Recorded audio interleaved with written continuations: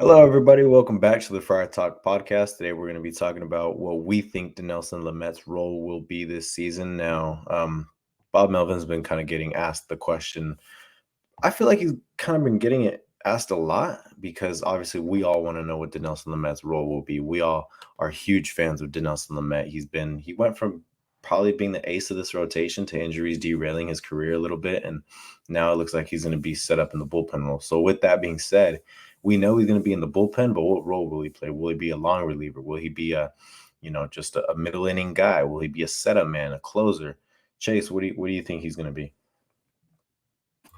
I think he's gonna start off the season probably as like your seventh inning guy or maybe setup man. It really depends on how he does in spring training and his health. I think he'll eventually turn into the closer. I mean, you look at his stuff, you look at his fastball, you look at his slider, and you think that is closer caliber stuff right there. Fastball that touches 100, a slider that basically no one can hit. He strikes out people at an insane clip. It's just has closer written all over it. So I think he starts off, he probably gets his innings limited severely this year just because of all the issues he's had the past couple of years.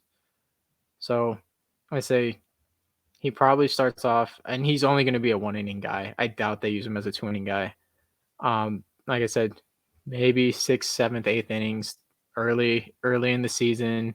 Maybe throw him twice a week. And then towards the end of the season, second half of season, when Tatis comes back, he's going to be that everyday closer that comes out and just locks out games. And the guy that's exactly what we need him to be.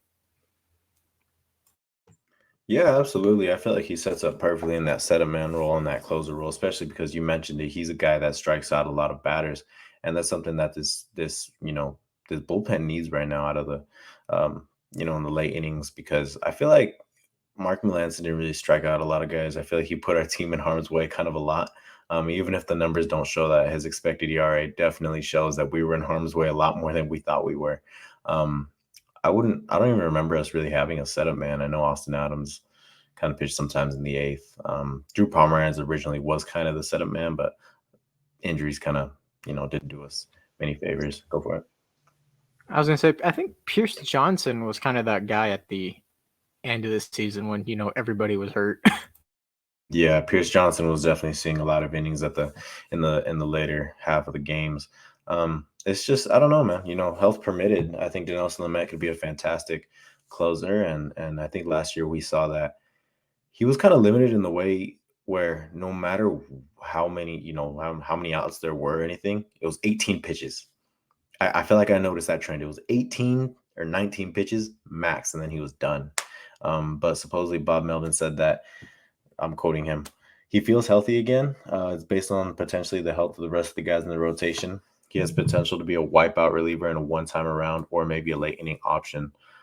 So kind of talking about what we were talking about right now. But Chase, I mean, I don't think we will ever see it again unless he gets surgery or some miracle happens. Do you think Dinelson Lamet could ever be a starter again? I want to say yes. I really do. Because I remember looking at Dinelson Lamet in high school. I think it was our junior year when he first signed with the Padres. And I was watching his debut versus the Cubs and everything. He was absolutely filthy. And I was looking at this guy. I'm like, this guy's going to be the future ace for the Padres. And then elbow problems again. He had the PRP. The next year it failed. He had Tommy John. And so then 2020 comes around.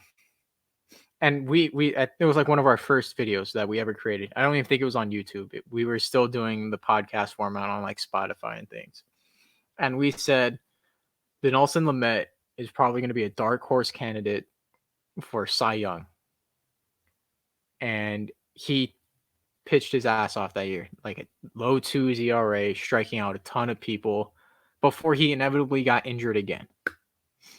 So, and then last year he got injured a couple more times. And when you look at it, when you just keep seeing a guy get injured like that and it's his elbow and his main pitch is a slider, I think you go away from being a starter and you start to lean more into this guy's going to be a crazy reliever. He's going to be one of the best closers in the league.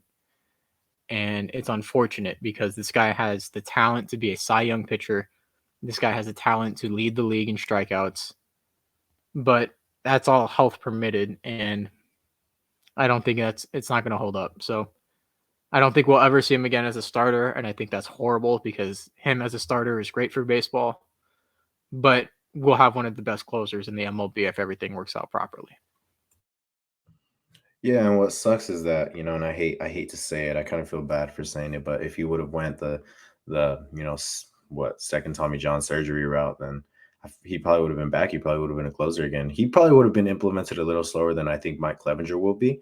But of course, this guy was going to be the future ace of the Padres. You mentioned it, Chase. I remember in high school, I didn't know too much about Lamet, but Chase definitely put me on Lamet, and I mean, he was right. Lamet's fantastic. He's got like, if he was healthy, I think he'd be a top 10 pitcher in the MLB. He strikes out a lot of guys, always low in ERA, and the issue with Lamet at the beginning of his career was after the fifth inning, runs was kind of start to pile on, and then in 2020 we didn't see that anymore. It was consistent, like shutouts, one run in games. I remember against the Dodgers, he pitched like either a 6 or 7 inning almost shutout, or it was either a shutout or a 1-run ball game. He was fantastic, and Dinelson Lamet has some of the best stuff in the bigs. Unfortunately, he's just not healthy, and that's kind of going to be a what if of the Padres organization right now, and for the long run, especially because he's so good, man. Like, he's probably the most electrifying pitcher on our staff if he's healthy, and he would easily be penciled in as possibly the ace if he was able to keep up the production from 2020. He probably would have been the ace for sure. But 162 game season, it's going to be tough to see him, hold up the entirety of the year, and innings will be limited, pitch count will be limited, but supposedly he feels healthy again. So, only time will tell with him. Personally, I think his best role would be a closer. I don't think he should start as the closer, though. I think he should slowly get integrated into that role. Right now, we don't have a set closer, so we'll see what goes on with free agency and trades. But if it's going to be open, you should definitely be grooming Dinelson Lamet to be your closer, because if he's going into the ninth inning, I feel very confident that we're going to win that game.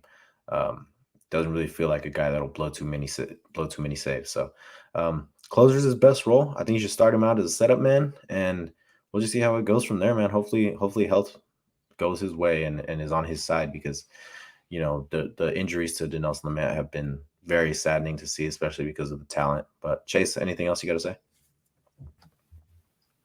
If Lamet doesn't end up being the closer, who do you think will be? I know that's kind of not what we had on today's episode, but if it's not Lamet, who else do you want it to be? I know we have a lot of flamethrowers back there, so who would you take to be that guy? Man, that's tough. Especially, like, I think Pierce Johnson is a good candidate to be a closer.